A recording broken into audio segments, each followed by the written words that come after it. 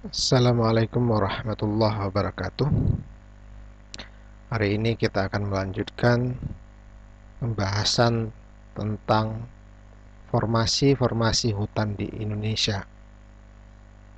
Untuk memulai perkuliahan ini, mari kita sama-sama berdoa dalam hati masing-masing sesuai dengan agama dan keyakinan masing-masing, sehingga apa yang kita pelajari ini bermanfaat dan dapat disampaikan kepada orang lain, juga bisa menjadi amal ibadah bagi kita semua.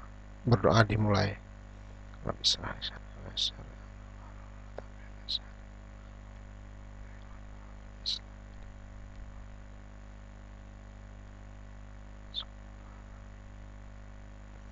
Berdoa selesai. Bicara tentang formasi-formasi hutan di Indonesia, tidak terlepas dari formasi-formasi hutan yang ada di wilayah dunia lainnya. Kita lihat bahwa pada peta ini adalah peta bumi pada bidang datar yang dibagi menjadi bagian ekuator, meliputi wilayah yang ada di bagian utara 23,5 derajat lintang utara dan 23,5 derajat lintang selatan. Kemudian selanjutnya wilayah temperata baik di utara maupun di selatan, kemudian wilayah kutub di bagian utara maupun di selatan. Kalau kita lihat dari sebaran tumbuh-tumbuhan yang ada di bumi ini, kita bisa melihat bahwa daerah tropis ini atau daerah ekuator ini adalah daerah yang sangat menguntungkan, di mana daerah ini didominasi oleh hutan tropis yang kita bisa lihat dari warna hijau. Ini di daerah Brazil, kemudian di Zaire, di Afrika, dan di Asia Tenggara. Ini semuanya warnanya adalah hijau yang didominasi oleh hutan tropis. Kemudian yang lainnya kita bisa lihat warna putih, ini adalah savana. Di daerah Amerika Latin ada savana, di Afrika ada savana, di Australia juga ada savana. Kemudian daerah gurun, ya, di daerah gurun ini dekat dengan Iceland, kemudian juga sebagian di Afrika dan ya ini daerah Afrika, ya kita lihat ada daerah gurun, kemudian juga di Australia. Kemudian kalau kita lihat selanjutnya formasi-formasi hutan di Indonesia, tadi dari wilayah persebaran vegetasi dunia, Indonesia memiliki hutan tropis. Namun di Indonesia juga bisa dibedakan menjadi beberapa zona. Kita lihat zona vegetasi di Indonesia ini bisa menampilkan fenomena-fenomena yang berbeda itu disebabkan oleh letak geografis Indonesia. Jadi Indonesia berada di antara dua benua, Asia dan Australia, dan berada di sekitar khatulistiwa. Kondisi ini menyebabkan terjadinya zona-zona vegetasi dan tipe hutan di Indonesia yang dibagi menjadi zona barat, zona timur, dan zona peralihan. Di zona barat ini dipengaruhi oleh vegetasi Asia, dan pulau-pulau yang meliputi zona barat ini adalah Sumatera dan Kalimantan. Dan vegetasi utama dari wilayah ini adalah Dipterokarpase. Kemudian wilayah timur Indonesia, kita lihat zona ini dipengaruhi oleh vegetasi Australia meliputi Maluku, Nusa Tenggara, Irian, dan jenis vegetasi dominan itu dikuasai oleh famili Araucariaceae dan Myrtaceae. Kemudian ada zona peralihan antara zona barat dan zona timur yang disebut dengan zona peralihan yang dipengaruhi oleh iklim Asia maupun Australia. wilayahnya adalah daerah Pulau Jawa, Sulawesi. Kemudian vegetasi dominannya kelompok Araucariaceae, Myrtaceae, dan Verbenaceae. Nah, kalau kita lihat pada peta sebaran zona barat, zona peralihan, dan zona timur, itu seperti ini. Jadi Kalimantan, kemudian Kalimantan, Sumatera itu di zona barat, tetapi Jawa sebagian itu masuk ke wilayah peralihan. Sebagian lagi mirip dengan Sumatera dan Kalimantan. Kemudian zona peralihan yang lainnya adalah Sulawesi dan kepulauan di wilayah Maluku ini.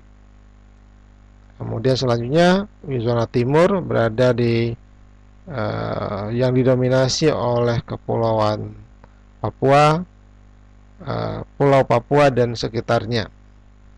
Kita lihat zona timur ini dibatasi oleh garis Wallace dan zona barat dibatasi oleh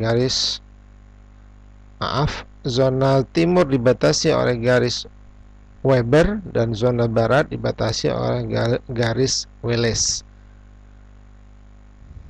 Nah, perbedaan vegetasi yang ada di bumi ini disebabkan oleh kondisi iklim dan kondisi geografis dari tempat tersebut. Nah, kita lihat bumi sebelumnya itu terdiri atas daratan yang menyatu, tetapi kemudian membentuk benua-benua yang disebabkan oleh hanyutan benua, sehingga hal ini yang mempengaruhi terhadap kekayaan flora yang ada di bumi. Nah, di Indonesia kita coba membagi tipe ekosistem menjadi ekosistem hutan alam dan ekosistem buatan. Pada ekosistem hutan alam ada namanya formasi hutan mangrove. Ya, formasi hutan mangrove ini bisa terdapat di sepanjang pantai kepulauan yang tanpa dipengaruhi oleh iklim. Artinya, di mana ada pantai, maka kemungkinan besar di wilayah tersebut akan ditemukan hutan mangrove. Dan hal tersebut tidak dipengaruhi oleh iklim. Kemudian, hutan mangrove ini terdapat di daerah pantai berlumpur atau sedikit berpasir yang dipengaruhi oleh pasang surut air laut, tidak terkena ombak keras, tanahnya tanah aluvial dan didominasi oleh air payau atau air asin. Sebaran hutan mangrove ini ada di Sumatera, di pantai utara Jawa, di pantai timur Kalimantan, di Sulawesi, dan di Irian Jaya. Di seluruh wilayah Indonesia berarti memiliki hutan mangrove di wilayah pesisirnya. Kemudian hutan mangrove juga dicirikan oleh beberapa jenis yang memiliki buah vivivari, buah yang sudah berkecambah pada pohon induknya.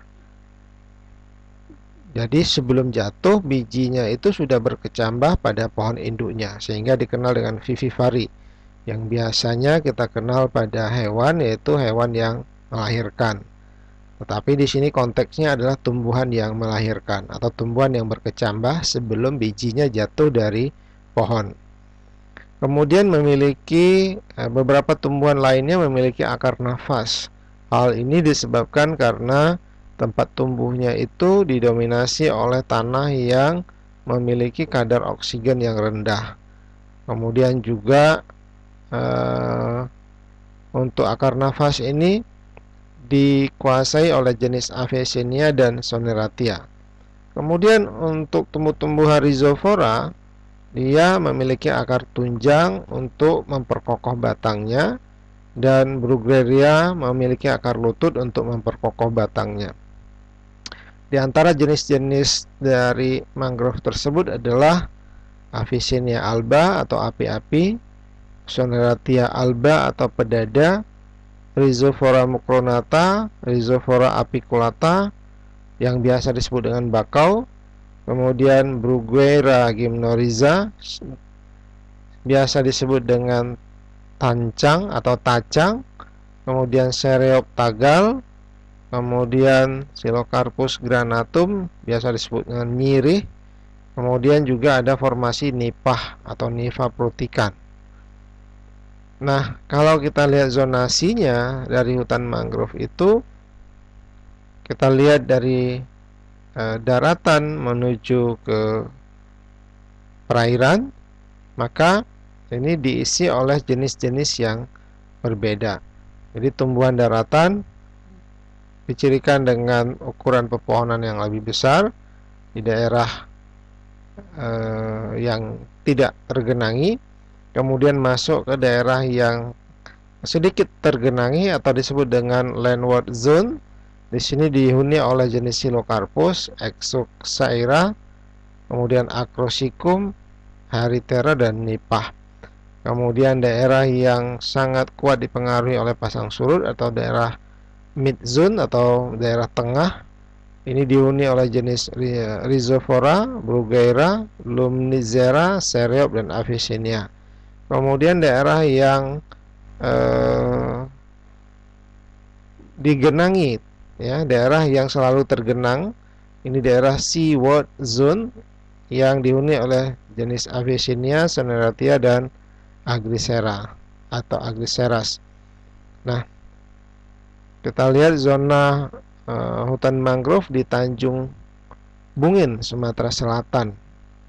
Dari darat menuju laut, ya, jenis-jenis yang mengisinya itu diantaranya merupakan jenis yang beberapa kumpulan vegetasi mangrove. Kita lihat ini ada penomoran. Satu adalah Avicennia alba, sering terdapat di daerah yang tergenangi. Kemudian Rhizophora apiculata. Kemudian yang ketiga ini adalah Bruguiera parvifolia. Kemudian yang keempat Bruguiera gymnorrhiza. Seterusnya 5 Nipah prutikan.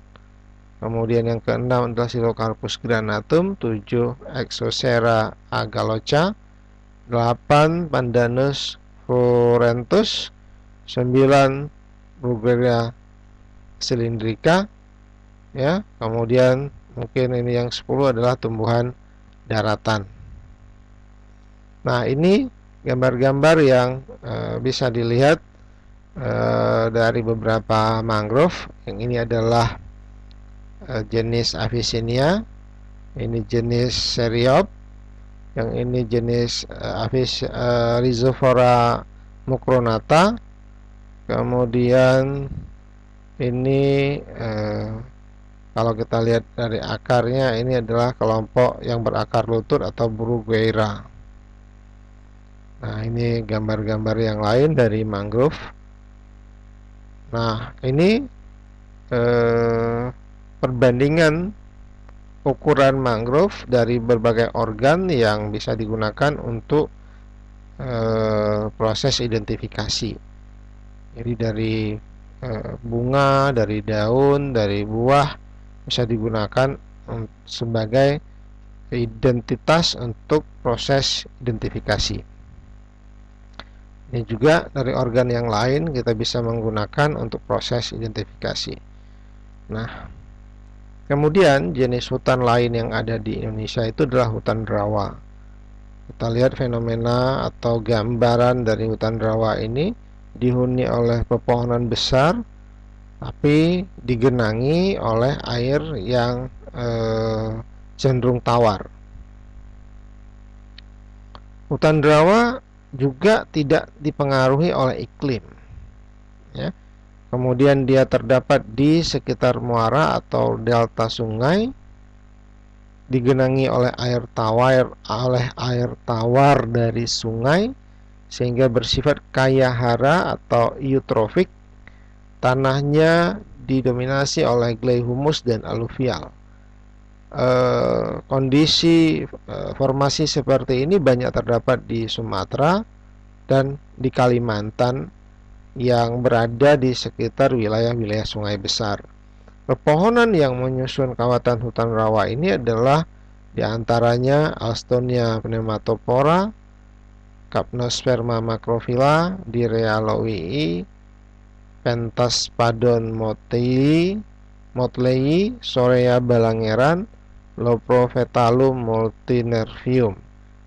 Nah, ini adalah beberapa jenis dari vegetasi di hutan rawa, Capnosperma, Alstonia pneumatophora, dan Sorea balangeran. Kemudian juga ada Alstonia pneumatophora yang dikoleksi, dibuatkan herbarium. Nah, ini kondisi hutan rawa dari berbagai sudut pandang, ya, didominasi oleh pepohonan besar tetapi digenangi oleh air tawar. Demikian untuk bagian pertama dan kita akan lanjutkan pada bagian kedua.